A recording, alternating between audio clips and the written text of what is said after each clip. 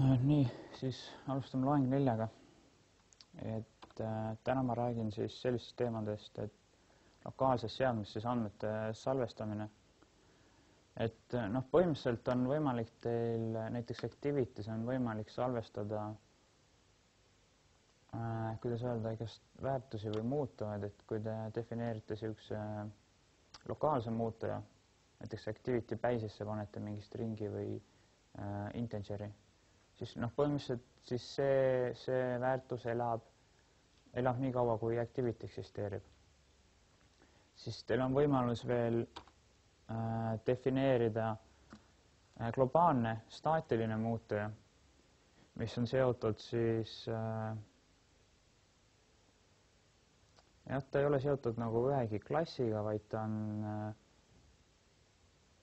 kuidas öelda, et seotud täiesti eraldiseisev muutuja. Selle defineerimiseks siis saate Activity's defineerida static keyword'iga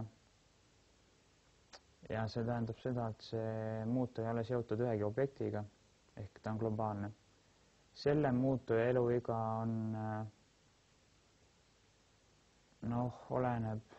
oleneb süsteemist ja süsteemi ressurssidest, seal võib olla kuni nädal aega võib see kuskil seal mälus olla veel. Põhimõtteliselt te kasutate seda staatilist muutujat, näiteks kasutaja kasutab mingit rakendust, teeb mingid valikud, asju, salvestab mingi objekti ära, siis näiteks mingi paari päeva pärast tulete tagasi, tõenäoliselt on see staatiline objekt või viide selle staatilise objektile on olemas. Aga sellega on see probleem, et te ei tea kunagi, et kui kaua ta eksisteerib mälus, et see ei ole teist sõltub. Et see sõltub siis sellest, et millal operatsioonisüsteem näeb ette, et oleks vaja hakata mälu vabastama. Ja siis täna ma räägin nendest teemadest, et kuidas on teil võimalik salvestada andmeid, mille eluiga on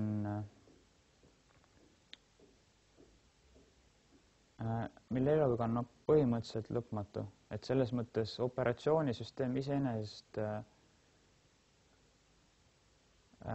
mingit suvalisel ajahetkel neid kustutamas ei käi, ainuke asi, et kui kasutaja ise need ära kustutab. Aga need on niisugused, salvestamise on selline, et salvestamise viis, et kus teil on nii-öelda, need andmed on nagu jäädavad, ehk siis ei eksisteeri mitte muud mälus, vaid siis selles seadme siis nii-öelda kettal või ma ei oska öelda, kuidas see, mis see õige termin on. Siis räägin veel, siis andmete salvestamisest on siis SQLite andmebaasi kasutamise võimalus on igas Androidi rakenduses. Et kes on SQLiga tuttav, et siis saate oma eelnevaid teadmisi siin kasutada. Ja siis räägin ühest teemast ka nagu Object Relational Mapping. Et see on selline universaalsed teadmised. Et see ei ole Android spetsiifiline, vaid kuskil teistes keeltes, kus hoitakse andmeid siis relatsioonidest andmebaasides ning ning siis neid töötleb või nende andmetega tegeleb siis objektorienteeritud keel. Ja siis räägin veel positsioneerimisest, et kuidas on võimalik siis luua rakendust, mis on võimeline positsioneerimine siis geoinfo süsteemis või nii-öelda päris maailmas. Või kuidas on võimalik kasutaja asukoht näiteks koordinaatide kujul kätte saada või seda näiteks jälgida. Ja siis kiirelt kordaks üle need eelmise loengu teemad. Et eelmises loengus ma rääkisin sellest, et see Android operatsioonisüsteemis on siis user interface trade ehk siis rakendusharu, mis tegeleb eraldi rakendusharu, mis tegeleb kasutajaliidese joonistamisega ja siis on background ja worker thread'id, mis teevad siis muid tegevusi ehk niisugust intensiivsemaid tagataustal. Ja eraldi thread on kasutajaliidese joonistamiseks sellepärast, et kasutajaliidese animatsioonid ja üldse liikumine ja niisugune põhitegevus oleks küllaltki sujuv, et kui näiteks kasutajaliidese threadi peal teete mingeid intensiivseid arvutusi või tegevusi, siis kogu see kasutajaliidese joonistamine jääb katkendlikuks ja kasutaja saab niisugust negatiivset kasutajakogemust selle kujul, et rakendus ei ole piisavalt sujuv. Siis activity state'i taastamine, see on siis onGrade'is või siis onSave instance state callback'is on võimalik siis bundle'isse salvestada väärtusi ja siis hiljem, kui activity uuesti luuakse, isegi peale seda, kui süsteem on mälus selle täielikult kustutanud, et siis onGrade'is on võimalik sellest samast bundle'ist need vajalikud väärtused välja lugeda. Device independent pixel, see siis Androidis vastavalt ekraanipunkti tihedusele siis skaleeritakse neid staatilisi kasutajaliidese elementide suuruseid. Ehk siis näiteks, kui te defineerite mingi objekti, mis on visuaalselt näeb välja nagu 2 × 2 sentimeetrit, siis see on 2 × 2 sentimeetrit, vahet ei ole, kas kasutajal on siis väikse ekraaniga telefon või suur tahvelarvuti. Ja siis services on sellised pikemad protsessid, mis kestavad seal päevi ja võib-olla isegi kuid järjest, mis on võimalik tagataustal käivitada, siis content providers on võimalik, läbi nende on võimalik anda ja on võimalik saada, need on sellised nagu liidesed, mille kaudu on võimalik siis anda või saada ligipääsu teiste rakenduste andmebaasidele. Ligipääs on võimalik ainult siis saada, kui see teine rakendus on teinud selle content provideri ja ise jagab sealt kaudu andmed välja. Nagu näiteks üks näide on telefoniraamat Android operatsioonisüsteemis. Ja siis broadcast receivers Android operatsioonisüsteemis siis pidevalt operatsioonisüsteem saadab erinevaid teavitusi ehk siis broadcast'e ja kellel näiteks, et kas ekraanilukk tehti lahti, kas süsteem käivitus, kas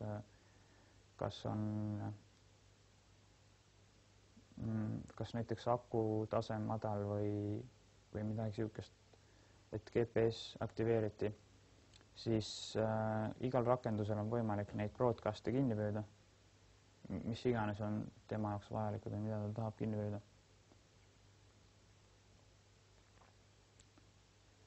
Vot sellega siis kordamine. Ja siis andmed lokaalses seadmes siis andmete salvestamine.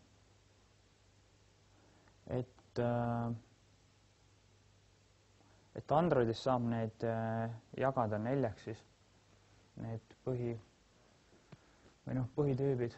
Ehk siis kõige tihedamalt on siis kasutatud shared preferences. Et see on siis, läbi selle on võimalik siis selliseid väikseid andmehulki salvestada, näiteks kas mingeid countereid või mis iganes kasutaja mingit valikut või kas kasutaja on kuskile mingi nupule vajutanud, et näiteks salvestab mingi booleani või midagi ära.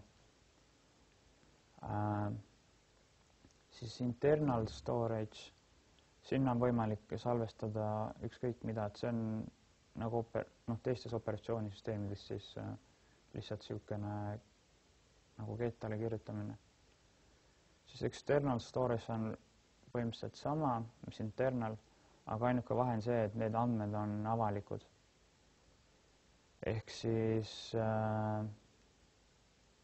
internal storage'isse näiteks paneks mingid rakenduse, kas siis ma ei tea, rakendus kasutatavad võib-olla mingid helifailid või siis üldse mingi andmed kuskil mingis omas formaadis või ainult seal rakenduses vaadatavad mingi puhverdatud videod, aga external storage'isse näiteks paneks siis, kui te näiteks loote kaamera rakenduse, siis te tahate, et teie kaamera rakendusele tehtavad pildid oleks või jääks kasutajale nagu avalikuks, et ta saaks neid kaameraga tehtud pilte avada ükstapuha, mis galerii rakenduses või fototöötamise rakenduses, siis selleks on external storage. Et selles, tehniliselt nad on väga sarnased, aga external storage tuleks siis panna asjad, mis on niisugused avalikud. Ja siis struktureeritud andmete salvestamiseks on SQLite andmebaasid. Et siis sinna saab salvestada relatsioonilisi andmeid, mis on sellised struktureeritud ja korduvad. Näiteks mingi toodete andmebaasid ja igast erinevad statistikad ja mis iganes, näiteks geopunktide mingi teekonnad või graafide joonistamised või sellised asjad. Ja siis, täpselt ma räägin nüüd sellest shared preference'ist. Et see võimaldab siis salvestada key value tüüpi neid andmeid, et täpselt samamoodi nagu te bundle'isse panite. Ehk siis key defineerib selle võtme, kus selle andmehulga kätte saab ja siis value'ks panete selle, mida te soovite salvestada. Ja see töötab ainult primitiivsete andmetüüpide puhul, ehk siis int, long, double ja nii edasi, pluss stringi puhul on seal mingi eraldi funktsionaalsus sisse ehitatud. Aga jah, põhimõtteliselt stringiga töötab. Et kui te näiteks teete mingi oma objekti, siis referentsi salvestamine on selline keerukam protsess, kuna see on mõeldud lihtsamate andmetüüpide salvestamiseks.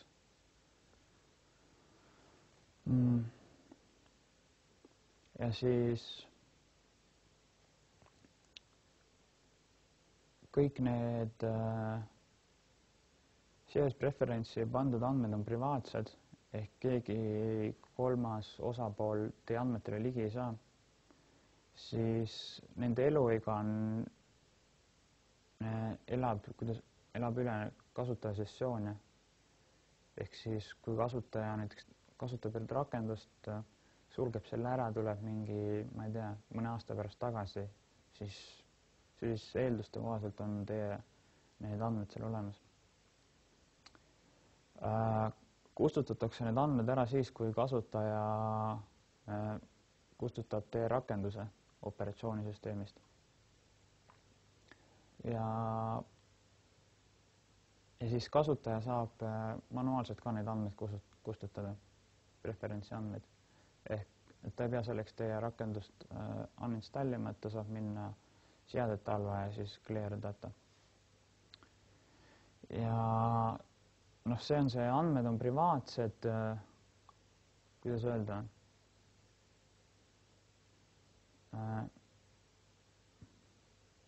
vaikimise operatsioonisüsteemi poolt, aga teil ei ole selles mõttes, teil ei ole garantiid, kuna näiteks kasutajad, kes ruudivad oma seadmeid ja saavad super user kasutaja neid ligipääse, siis on võimalik nendele iga rakenduse shared preference'idele on võimalik ligi saada. Ehk siis, need on tavaliselt XML failid. ehk siis seda peaks teadma, et kui te teete mingit, kuskilt võib-olla mingi krüptovõtmeid või asju salvestate, et see ei ole turvaline lahendus. Vot nii.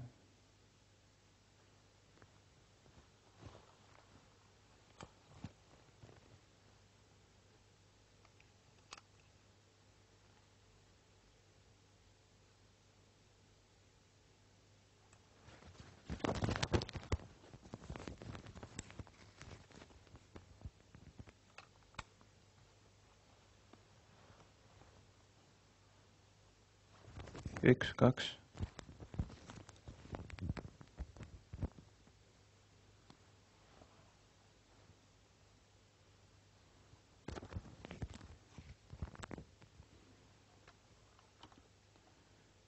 Ja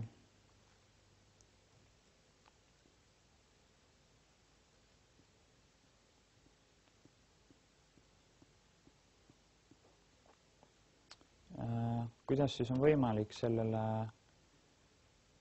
neid andmeid salvestada, et põhimõtteliselt activity sees siis te saate välja kutsuda get default shared preferences ja siis see viitab teile, see on põhimõtteliselt see, mida te oleks soovitatav kogu aeg kasutada, et seal on võimalus veel kutsuda välja sihukest asja, et preferentsid on siis kategoriseeritud faili nime järgi ja siis on veel võimalik saada üks preferents activity kohta. Aga see esimene on see, mida te üldjuhul kasutate. Ja siis selle sisendiks ta võtab mode, et siis üldjuhul see on selline asi, mis on jäänud siin ajaloost. Et iseenesest üldjuhul need preferentsid on alati private'id, et tal tuleb sisendiks enamjaolt context.mode private. Aga et ise ma näiteks mode multiprocess pole kunagi kasutanud.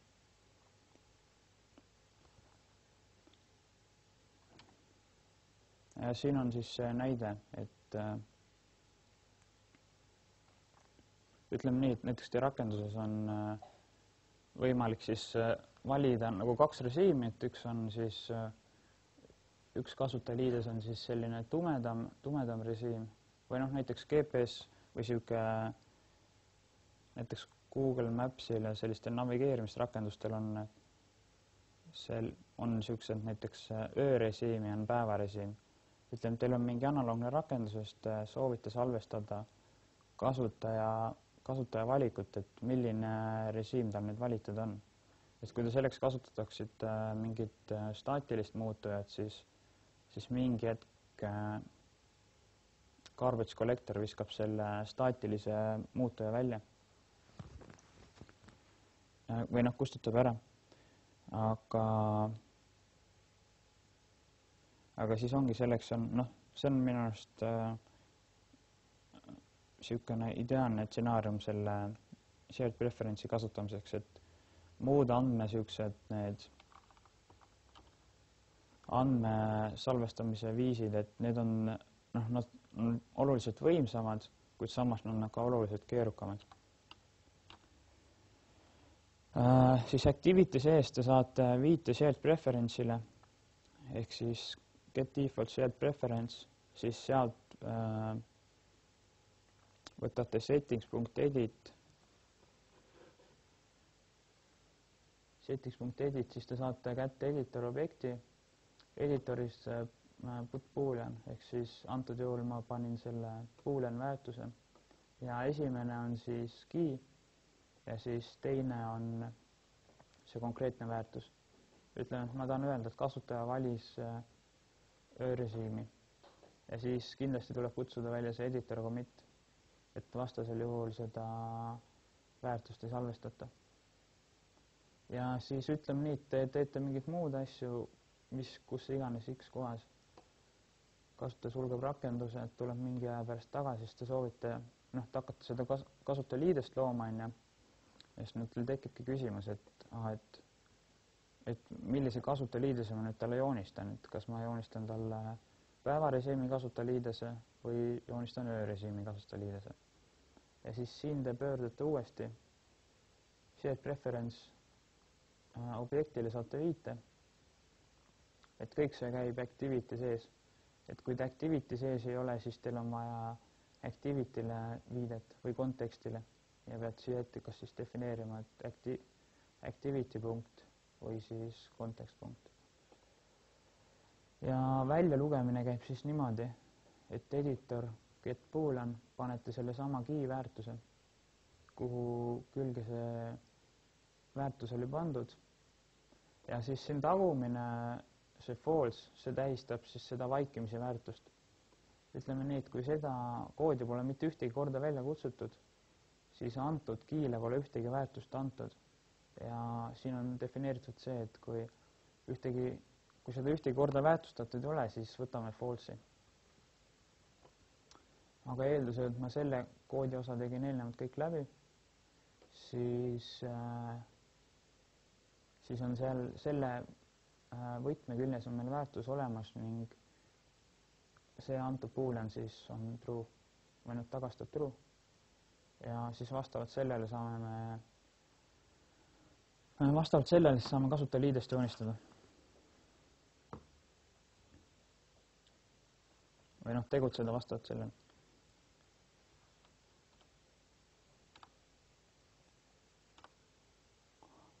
Siis järgmine teema on internal storage.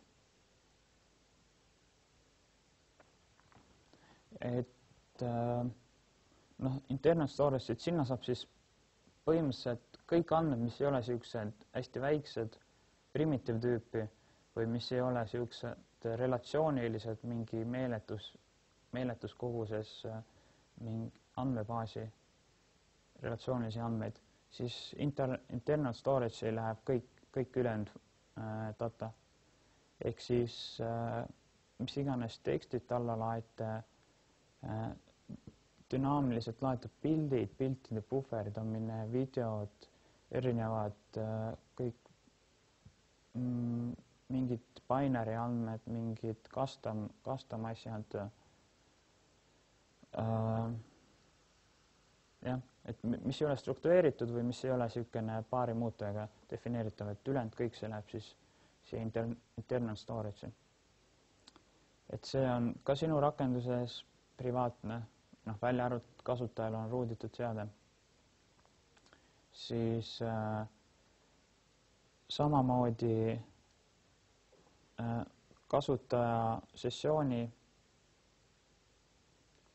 kasutaja sessioonist elab sessiooni neid vahetusi üle, siis kui kasutaja uninstallite rakenduse, siis need samuti kustutatakse ära ja siis kasutaja saab käsitsi neid andmeid kustutada. Ja iseenesest see internal storage'i kirjutamine on küllaltki lihtne,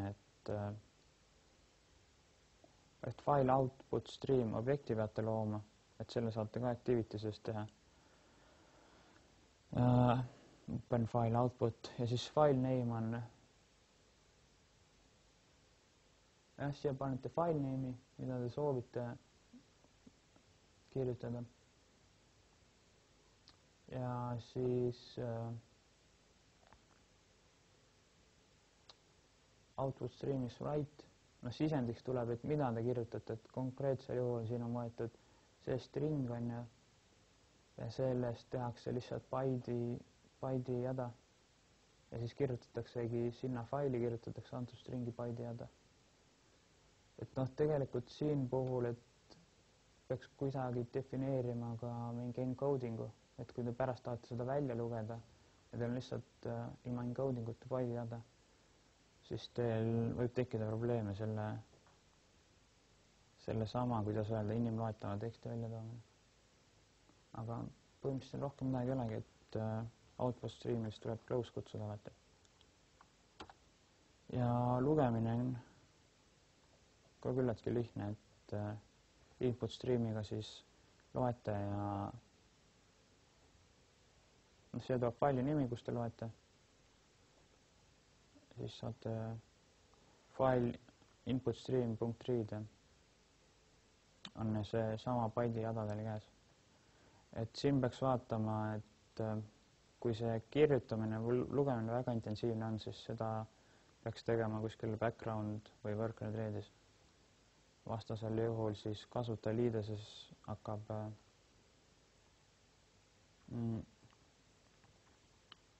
kasutajaliides võib tunduda siis katkendlik kasutajale.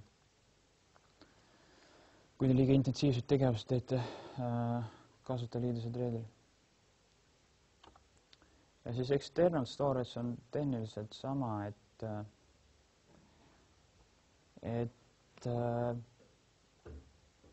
täpselt samasid andmetüüpe on mõttekas sinna panna. Ja oluline vahe on see, et kui te soovite external storage'i, ehk siis kuidas öelda globaalsele kettale kirjutada,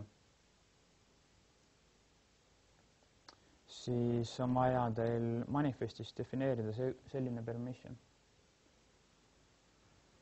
Et muidu te ei saa selliseid globaalseid andmeid kasutajale tekitada. Ja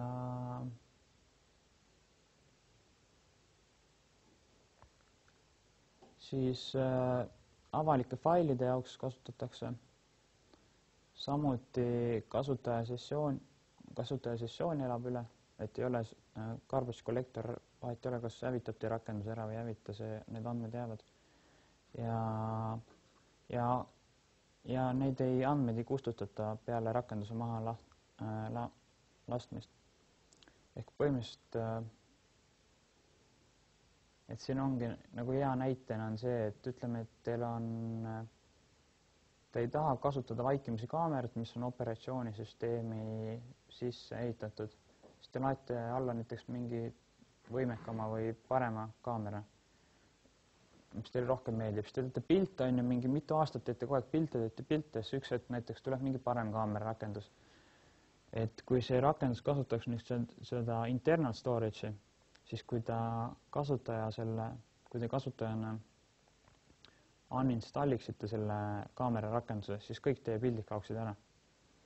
Aga korrektne siin puhul oleks kasutada external storage'i, et kui kasutaja isegi selle kaamera rakenduse alla ära kustutab, siis temale jäävad need andmed, et kuidas öelda, et need andmed on nagu temaga seotud. Et see on see mõte, miks on tehtud, et sama näiteks võib-olla mingid helide allalaadimise rakendused või et kui te selle rakenduse välja vahetate, siis andmed ikkagi jäävad teie kasutada, et te saate kasutada neid andmeid teistes rakendustes. Ja kogu see viitamine käib, siin on näha, et läbi file objekti, ja see on siis Javast sisse juhatatud, kuidas seda Java keele põhiline file objekt, et mis siinkohal võib segadust tekitav olla, et see file objekti tüüp, et tegu ei ole, kuidas öelda, ta ei hoia seda andmehulka mälus, et ta ei ole väärtustüüpi muutuja, vaid ta on viitetüüpi muutuja. Ehk ainuke asi, mida see file objekt hoiab, on viidet sellele ressursile. Ehk seda võib vaadata, et ütleme, et kui teil on mingi mitmegigasele videole on viide, siis tehniliselt mälus ta hoiab ainult ühte stringi, mis viitab sellele videole, mitte ta ei hoia seda tervet ühte giga video ja kuskil nagu mälus või kuskil striimina kohe ootel, et saate kohe seda kasutada. Seda file objekti võib vaadata kui näiteks veebiurli, et lihtsalt mis on niisugune hästi õhuke tekstiviide. Ja siis alles, kui te seda veebiurli hakkate kasutama, siis tuleb alles, siis te peate selle contenti töötlemisega tegelema hakkama.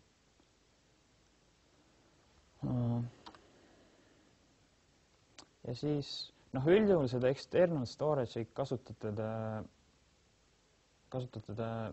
põhimõtteliselt kasutate nendest neljast kindlasti kõige vähem. et ma ütlengi, external storage jaoks on tõesti, kui teil on niisugune niširakendus, ehk siis see kaamera näide või mingi heli, mingi loomise rakendus või noh, ma ei kujuta ette, mis veel võib olla. Et seda external storage'it te kasutate kõige vähem, et väga põhjalikult ma sellest ei räägiks rohkem, et ongi, et activity sees, et kutsuta selle antud meetodi välja ja siis type, mis tüüpi teil on ja siis sellega te saate referentsi sinna kausta või kuhu te peaks oma failid salvestama. Ja siis ongi, et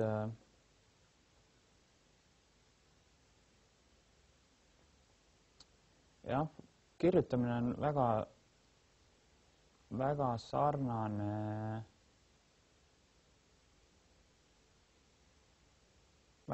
internal storage'ile. Mis siin toimub? Input stream siis läheb sisse siin, noh, kirjutamise puhul siis läheb biti jada ja siis output stream, see kirjutab siis selle data, byte'i jada kirjutab siis siia path'ile. Ja sisselugemine, noh, okei, siin on mul põhimõtteliselt siin on mul nagu väike viga, et tegelikult see ei ole sisselugemine, see on lihtsalt antud viite saamine siis sellele ressursile, sellise nimega ressursile. Et sisselugemine, teil tuleb tõenäoliselt bitmapi bitmap input stream või midagi sihukest meetodeid või neid klassi kasutada. Ja siis antud juhul see path, ütleme, et teil on mingi pildi salvestamise rakendus, siis path'i puhul path'ide saate kätte siit, nagu see on. Et see on siis korrektne koht, kuhu salvestatakse neid avalikke andmeid. Et selle environment punkt, see ei olegi activity seest, vaid see on environment punkt. Get external storage public directory ja siis siin defineerite tüübi. Et see annab teile viite siis sellele avalikule kataloogile, kuhu teil tuleks siis salvestada avalikke andmeid.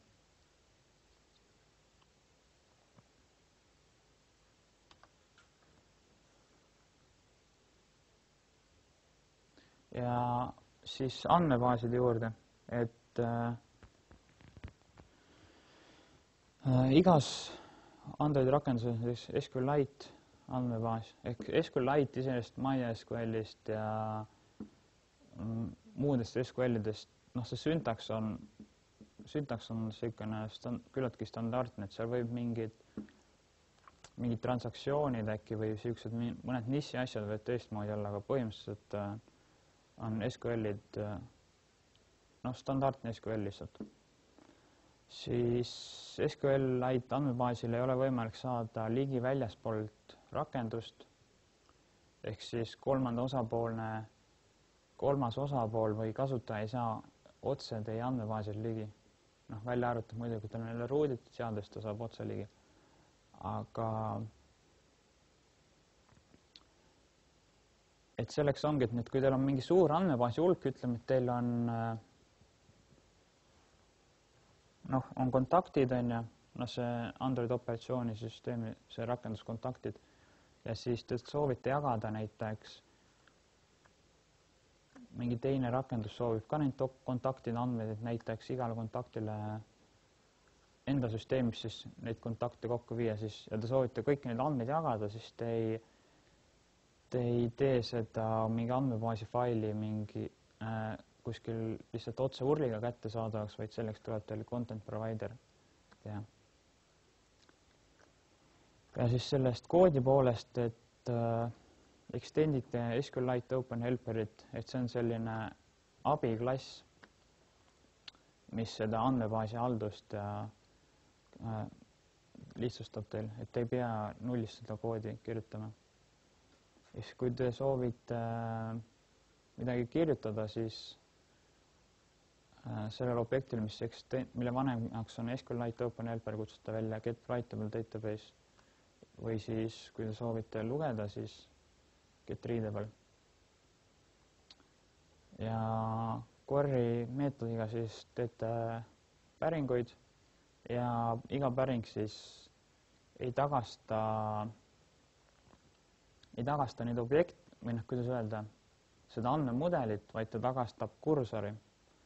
Ja kursor siis viitab kõikidele ridadele ja kui te nüüd soovite sellest kursorist luua neid objekte, ütleme, et teil olid mingid tooted näiteks, siis te peate iga kursorrea peate läbi käima ükshaaval ja siis igat kursorrealt te peate otsima need näiteks mingid toote parameetrid, et näiteks toote nimi ja toote ID ja toote hind ja toote kirjeldus ja nii edasi.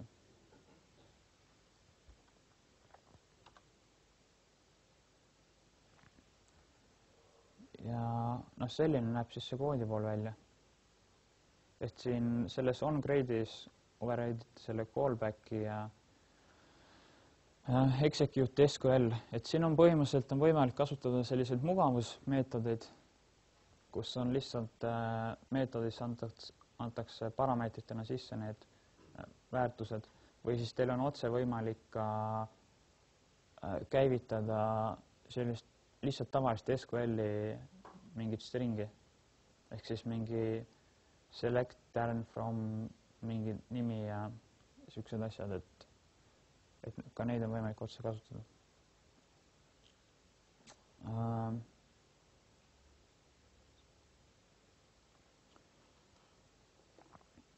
Siis jah, see onGrade siis algselt luuakse konstruktor, kui see on valmis initialiseeritud asjad, siis ta teeb selle onGrade'i. Ehk siin antud juhul on näha, et mida see dictionary table grade tähendab. Ehk siis põhimõtteliselt see on lihtsalt kokku, see tuleb selline SQL, et grade table dictionary, kus on siis mingi üks parameeter tekst ja siis teine parameeter tekst.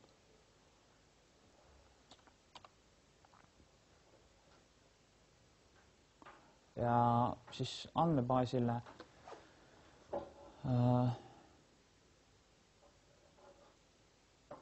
jah, siis see DB helper, et see ongi põhimõtteliselt see klass, mis te nüüd siin tegite. Ja kui sellest klassist on okei, siin on mul viga sees praegu.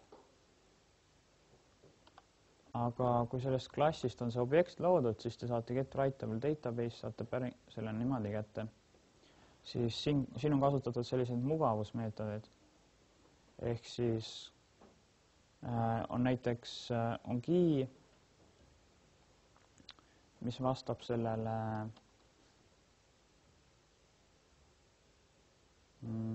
tulbale.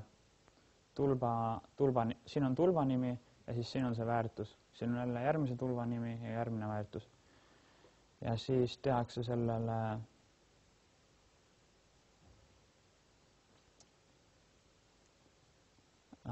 tehakse insert, siin antakse esimene parameetrine tabeli nimi ja siin antakse siis values sisendiks ja põhimõtteliselt sellega ta siis loobki kirja antud andmebaasi ja tagastab siis selle unikaalse ID, mis siis antud sellele reale loodi. Ja selecti puhul siis te saate jälle sellest kasutada seda klassi, mis te ise lõite ja siis siit readable database tagastatakse SQLite database objekt. Siis projektsioon, milliseid tulpasid te soovite välja lugeda ja siis siin ongi database query, tabeli nimi, projektsioon. Siis siin on võimalik defineerida erinevaid neid, kuidas öelda, constraint level ehk siis piiranguid. Et veertingimused veertingimuse väärtused, grupeerimine, filtreerimine ja siis sort order. Aga antud juhul lihtsalt antud andmebaasi tabelis siis loetakse kõik need tulvad välja. Ja siin on näha, et siin on tagastatud siis see kursor objekt. Vot.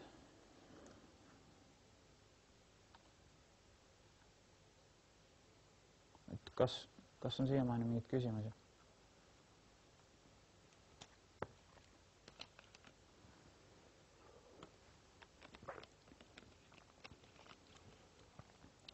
Nii, siis nüüd üks asi, mis ma räägin, on niisugune, et universaalne teadmine või selline, et mis ei ole ainult Androidi spetsiifiline teadmine, on siis Object Relational Mapping. Et kas teil on see Java Enterprise aine olnud juba? See tuleb alles teil? Kust? Okei. Et Javast ja veebirakenduse pole veel teinud? Ei ole? Okei, no siis see asi tuleb veel. No ise mina puutusin kokku siin IT-kolledžis, et sellega, et seal oli selline antud aines siis kasutati, need on erinevaid, aga kasutati niisuguse nimega nagu Hibernate. Ehk see võimaldab siis tõlgendada, kuidas öelda, et teil on neid Java objekte, on võimalik teil salvestada ja välja lugeda ilma, et te peaks üldse andmebaasi objekti poole pöörduma või te peaks SQL-i kirjutama või te peaks eraldi neid parameetreid välja üldse kirjutama. Ehk siis, et ühesõnaga see teeb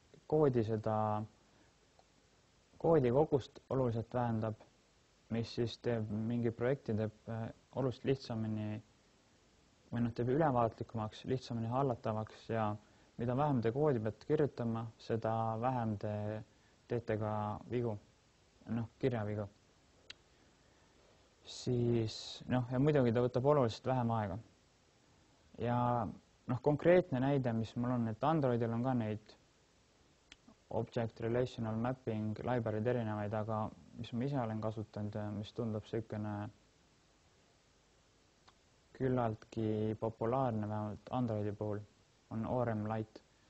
Ehk Androidi puhul, et Hibernate'i pole võimalik või pole mõtteks kasutada, kuna see on mõeldud nendele veebirakendustele, kus on niisugune,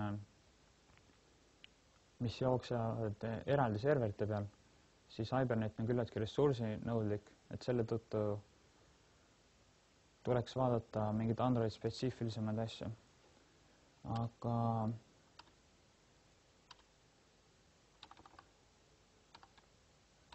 siin ma toongi siis näite.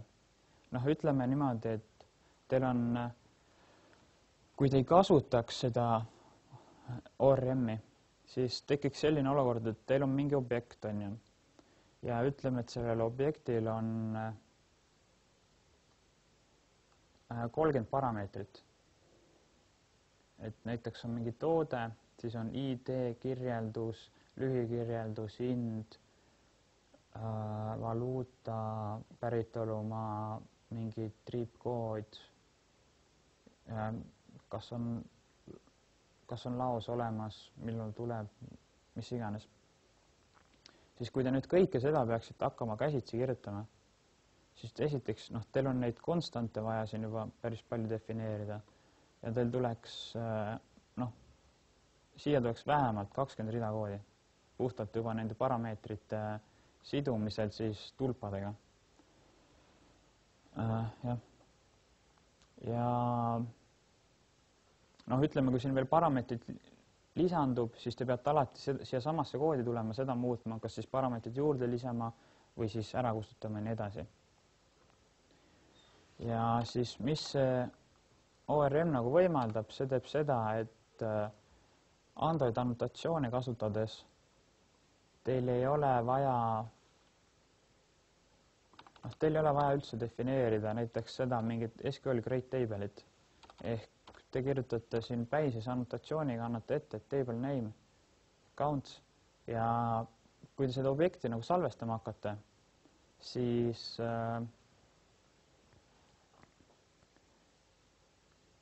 ta automaatselt nagu, kuidas öelda, ilma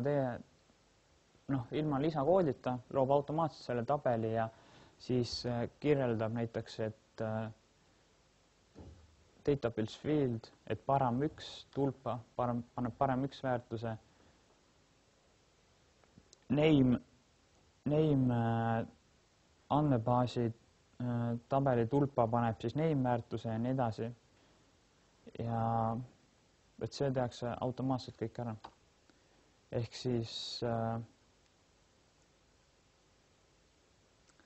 ongi, siin saate, see ülemine osa on niisugune antud selle library spetsiifiline.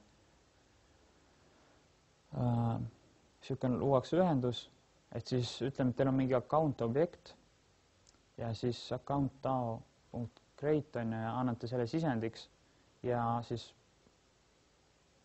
salvestataksegi see objekt andmebaasi ära, et siin backgroundis tehakse siis sellist asja, et võetakse see on põhimõtteliselt, te kirjutate ühe rea, aga mis siin tagataustal toimub, on see, et võetakse see objekt, siis loetakse välja kõik selle objekti parameetrid, siis objekti parameetrid kõik väärtustatakse tulpadesse, siis sellest luuakse SQL lause, siis luuakse antud sellele objektile siis tabel ja siis käivitatakse see SQL lause kasutades või seda andmebaasi mootorit ja siis sisestatakse see objekt. Et kui te ORM ei kasutaks, siis ma ütlen, siin on päris palju niisugust käsitsi tööd ja koodi kirjutamist, mis on selline korduv aeganõudev ja tülikas tegevus. Siin selecti puhul on ka näide, et DAO siis tähistab Data Access Object. Tegelikult ma natuke seletan seda ülemist osa ka. Et siin siis defineeritakse DAO tüüpi objekt, kus esimese parameetrina tuleb see objekti tüüp, millele antud DAO ligi pääseb ja siis teisena oli vist see võtmetüüp. Ja konkreetse library puhul on siis selline süntaks näeb välja, et siin peate defineerima selle klassi, et mis võtab sisendiks, mida ta võtab sisendiks ja mida ta annab väljundiks. Ja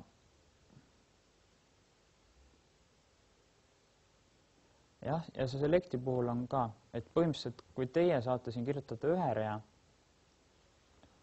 ja kui te teeksite seda käsitsi, siis siin saate koheselt viite selle account objektile. Aga samas, kui te teeksite käsitsi, siis te saaksite, esiteks te peate kõigepealt selle SQL-i andmebaasile viite saama, siis te peate defineerima, milliseid tulpasid te tahate, siis te peate tegema selle andmebaasi päringu, eriti keeruliseks läheb siis, kui siin on mingid constraint'id, mingid veerid või asjad, siis te saate tagasi kursori, siis te peate kursori sees itereerima kõik kursori read, siis te peate igal real kursoris itereerima kõik need tulbad, igast tulbast välja lugema väärtuse, siis looma selle account objekti tüübi, siis account objekti igale parameetrile peate siis väärtustama iga rea, iga tulbast tulenevad väärtused ja siis saate alles selle objekti kokku. Ehk põhimõtteliselt, kui kasutate neid annotatsioone ja siis on kogu see asi on tehtav ühe reaga. Ehk mingid performance penaltid siin ei tohiks oluliselt olla. Et põhimõtteliselt siin on ainuke asi, mis teil saab, on win-win situatsioon. Noh, kui just teil ei ole mingit andmehulk, mingi üliminimaalne, et üks tulp ja 3 väärtust, et siis ei tasuks ära, aga üldjuhul on alati see win-win situatsioon.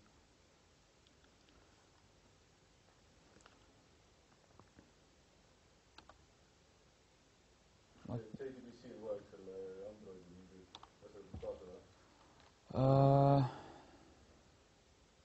Ei, see on mingi suvaline näide, mul võetud praegult. Ma ei teagi, see on mingi connection string, aga... See on see, et millist nagu andmebaasi kasutab, aga... see on, okei, see on mul siis... See on järelikult vale näide. Et see on tõenäoliselt mingi Java näide, et Androidis peaks olema siin mingi teine connection string, et minu arust. Või võib-olla ma ei tea ka. JDBC on Javas nagu mälupõhine andmebaas. Okei, jah, see on siis... Samas mida siis nagu Android kasutab oma mingi... Ei, seal on see SQLite või Getale ikkagi kirjutamine või mis mõttes, mida ta kasutab?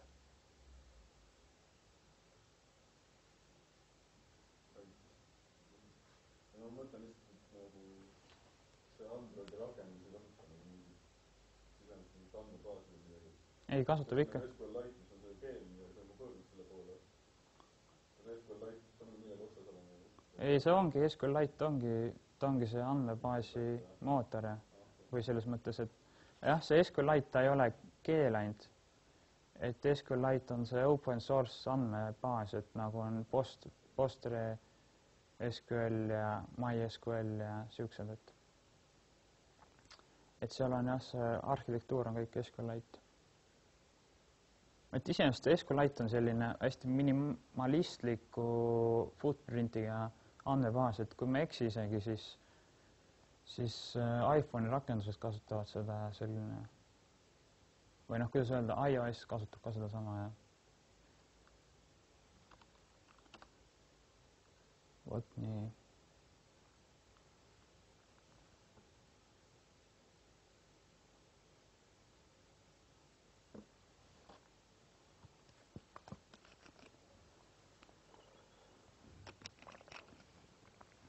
Siis positsioneerimisest, et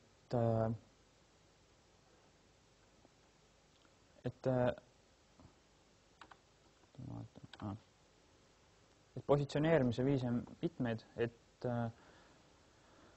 noh, põhimõtteliselt ma ei tea, kas see on, noh, tegelikult võib arvestada, et igal Android seadmel on siis GPS-andur ja siis on võimalik positsioneerida läbi GPS-anduri ja võimalik positsioneerida läbi Wi-Fi võrgu ja mobiilimasti kasutades. Ja kogu see positsioneerimise asi siis käib läbi sellise objekti nagu Location Manager. Ehk siin on näha, et kuidas sellele viite saab Location Managerile, et see on siis tähistav activity't või siis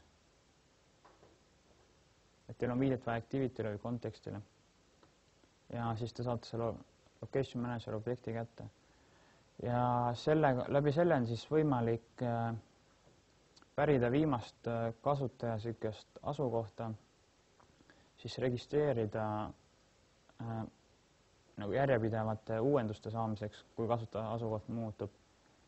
Ja siis on võimalik registreerida, et kui kasutaja näiteks jõuab mingisesse raadiusesse, et siis saadetakse intent välja, et mingi tegevuse alustamiseks.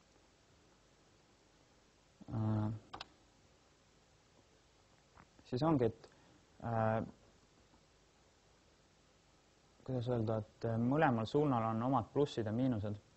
Ehk siis GPS-i puhul on see plussiks, et ta on nagu küllaltki täpne. Et ma päris täpselt ei tea, aga minu arust selle GPS-i täpsus peaks olema kuni 10 meetrit. Aga tema puuduseks on see, et ta on väga aeglane, ehk siis selle positsioneerimine käib läbi satelliitide ja selleks on vaja sul siis mitmelt satelliidilt on vaja siis saada see ühendus ja siis selle alusel tuletatakse see asukoht. Siis ta ei tööta majade sees.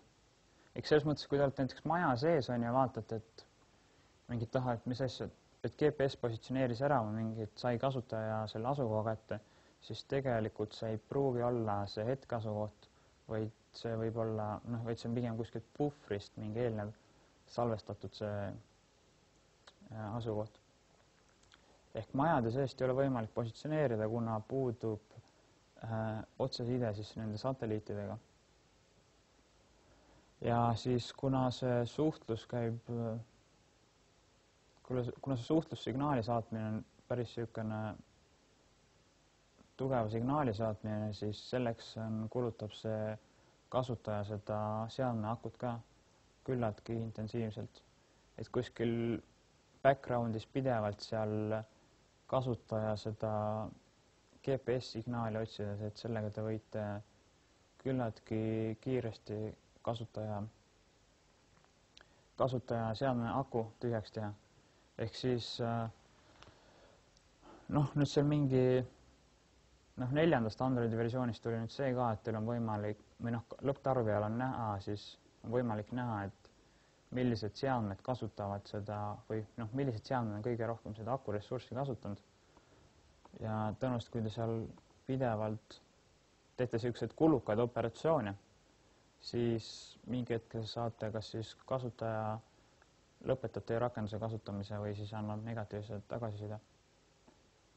Et seda tuleks jälgida. Seda tuleks silmas pidada. Ja siis permission, et kui te tahate, ükskõik mis pidi te tahate kasutajat positsioneerida, siis peab olema teil permission. Ehk siis GPS-i puhul peab olema access fine location. Et vastasel juhul te seda teha ei saa. Ja siin on siis näha, et kuidas käib siis GPS provideri kuulamine. Ehk siis location manager, request, location updates ja siis siin annate esimesena parameetrina selle tüübi, et antud juhul GPS provider, siis ajaintervall, mis aja tagant kontrollitakse seda signaali, millisekundites või kontrollitakse, et kui tihti küsitakse seda signaali ja siis distance intervall ehk siis meetrites, et näiteks, et kui mingi positsioon saadakse kätte, et siis sa siia paned 10 meetri pärast, et kui kasutaja liigub 10 meetrit, ehk siis teavita näiteks minu rakendust. Ja see location listener, see on kõige tähtsam osa siin, aga siin ma seda pole välja kirjutanud, see on põhimõtteliselt interface, kuhu siis tulevad need callback'id, ehk kui mingid nendele 3 tingimusele mingi operatsioon vastab, siis tagastatakse sinna location listenerile need teavitused. Siis teine tüüp positsioneerimisel on Wi-Fi ja mobiilsed võrgud. GPS-i kohta veel nii palju, et see asi on küllaltki niisugune kõrgel tasemel, et teie ise väga palju neid detaile, üldjuhul väga paljude detailidega te ise kokku ei puutu, et nüüd näiteks, et mitu satelliiti on ja kuidas see arvutatakse ja mis on see täpsus ja mis need koordinaadid on. Ehk teile tavaliselt, et kui te hakkate seda kuulama, siis teile tuleb lihtsalt tuleb mingi positsioon, mingid koordinaadid ja sellega üldjuhul piirdubki, et teie kuskil mingi satelliit ei pea ise otsima ja siis satelliidi külge ühendama ja sellist asja. Et selle koha pealt on see arendaja elu mõnevõrra lihtsustamine. Et te ei pea detailidega vaevama, kui teie jaoks on lihtsalt oluline mingi umbkaudne positsioon kätte saada. Siis Wi-Fi ja mobiilsed võrgud, et nendega on see, et nad on kiired siis noh, muidugi plussina oleks see veel, et võtavad akut vähem või noh, kulutavad seda elektriressurssi positsioneerimisel vähem. Ja miinuseks on see, et need on ebatäpne. Aga muidugi jah, see plussiks on siis noh, kõik need, mis olid miinused, need tulevad siis plussid alla. Eks siis see töötab ka majade siseselt. Et mobiilsete mastide kaudu, noh, ma ei teagi täpsust, mis see, kuskil see peaks, kõige detailsem täpsus on 100 meetrit. Aga noh, sellise positsioneerimise puhul on vaja teil siis defineerida access course location. Ehk siis, noh, ma ei teagi, mis see course inglise keeles täpselt tähendab. No fine on siis põhimõtteliselt nagu peen või täpne. Ehk siis course on tõenäoliselt midagi, mingi umbkaudne või midagi sihukest. Ehk see on siis, noh, ütleme see, kui GPS-i kasutate näiteks tõesti nagu täpsuse puhul, et kui teil on vaja teada, et mingid navigeerimisrakendused, kas kasutaja on nüüd, kas ta on nüüd selle maja nurga peal või ta on nagu teise maja nurga juures kuskil. Või siis näiteks mingid location-based mingi feedbacki andmine, et näiteks see restoran, et sul on näiteks mingid mitu restorani on ühel tänava peal, siis sinu jaoks on nagu ülioluline, et millise näiteks koordinaadiga on seotud see kasutaja feedback, et see võib-olla kuskil mingi restoraniga või asjaga kokku viia. Ehk siin puhul peaks siis kasutama GPS-i.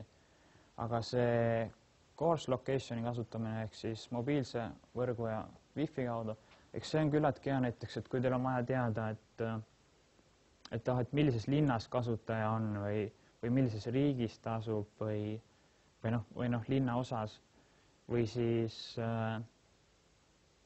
kasutate mõlemat, et selle course'i puhul, et umbkaudse asukoha määramine, nii kaua kui see umbkaudselt määrata, kus kasutaja asub ja nii kaua kui GPS-signaali saavutatakse või ühendust luuakse, siis kasutaja umbes saab aru, kus ta on ja siis kui GPS-signaali saab kätte, siis nagu lähete detailidesse või nagu zoomite sisse. Ja siin on see samamoodi selle ühenduse kuulamise alustamiseks, et siin ainuke vahe on selle võrreldes GPS-iga, et annate tüübiks location manager network provider. Ja et isest ma väga palju neid nagu tehnilisi detaile selle positsioneerimise koha pealt ei tea, et mis seal tagataustal toimub, et kuidas need geoinfosüsteemid töötavad, aga mobiilimastidest tuleb see signaal. Ehk siis kuidagi mobiilimastidest äkki mingi graafiteooriaga on kuidagi tuletatud see kasutaja asukoht. Või siis äkki on iga mobiilimastil mingi aadress külge pandud ja siis signaali tugevusest tuletab, et kasutaja asub umbes seal. Ja siis selle wifi koha pealt, et see wifi signaaliga kasutaja asukoha tuvastamine, et see on ka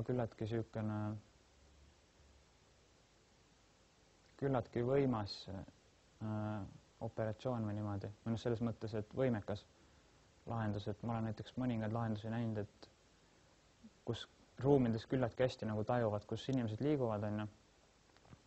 Aga nüüd ma ei tea, kas nii täpne süsteem on, et seal, mis seal Androidi seal baassüsteemis töötab, et mis algoritmid seal taga on ja kuidas nemad suudavad positsioneerida, et neid detaile ma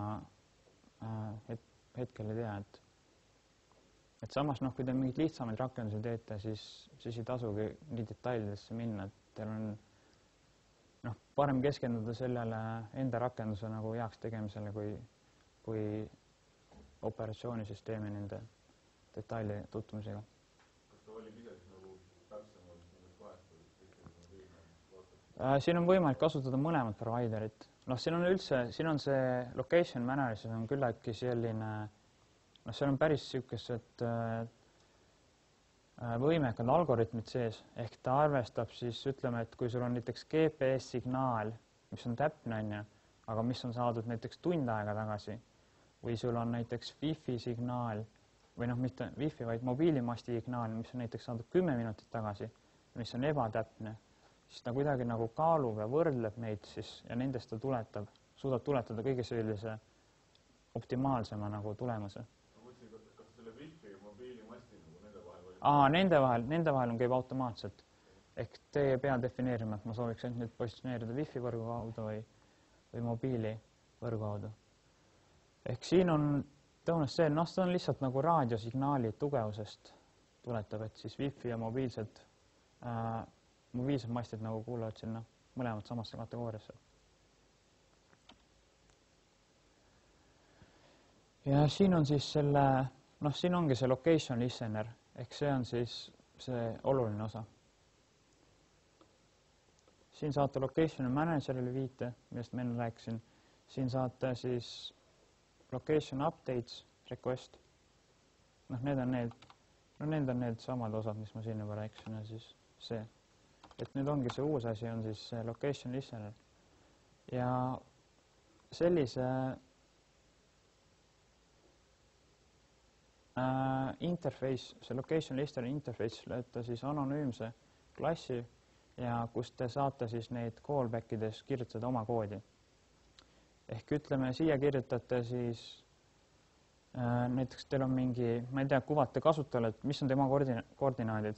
Ja siis siia kirjutate näiteks meetodid, mingi draw koordinaad on layout ja siis siin ta võtab selle location objekti sisendiks. Ja selle location objekti küljes on siis latitude ja longitude. Ehk siis need peaks olema need koordinaadid. Ja iga kord, kui ta tuvastab siis vastavalt nendele minimum time või minimum distance, või siis et kasutaja asukoht on muutunud, siis teil on võimalik see kasutaja asukoht siis kaardile joonistada. Ja siis siin on mingid sellised callbackid, et kui mingi staatus muutub, ehk siis näiteks mingid GPS provideril, siis teile antakse sisendiks provider, staatus ja bundle extras. Ehk näiteks ütleme, et GPS satelliidil muutus staatuseks, ma ei tea, lisandus satelliit, et siis need andmed saate ka kätte kõik siit. Ja siis on provider enabled ja on provider disabled. Ehk siis kui mingi asi lisandus, näiteks GPS lülitati välja või midagi sihukest, et need, kuidas öelda, teavitused on teil kõik võimalik välja lugeda ja siis kasutada enda rakenduses vastavalt vajadusele, et kui te kirjutate nendesse meetoditesse siia enda koodi. Vot nii.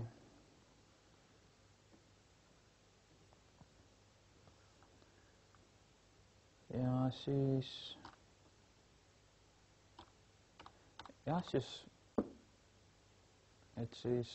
millest täna rääkisin, et siis lokaalne andmete salvestamine, et siis shared preferences, minimalistlik, lihtne, väike andmehulk, internal ja internal storage ja external storage, siis suuremad failid või kõik suuremad failid, mis on sellised, mis ei ole struktureeritud. Externalisse lähevad siis globaalsed failid, mis kasutajal peaks kindlasti teama, kui te rakendus on maha laetud või uninstallitud. Siis SQLite andmebaasi struktureeritud andmed, kus on ühte korduvat andmehulka nagu hästi palju. Ja siis SQLi puhul siis kasutamine, ORM-i kasutamine, mis muudab teie koodi loetamaks, lihtsamaks, millega saate kiiremini kirjutada koodi. Ja siis positsioneerimine ehk GPS siis, kui teil on vaja täpset asukohta, aga läheb aega ja siis mobiilsed mastid ja raadiolainete baasil, et kui teil on vaja kiiret asukohta, aga piisab ebatäpsest. Ja siis kodus lugemiseks, et paar sihukest link, et nendega tuleks tutvuda. Aga minu poolt siis kõik, et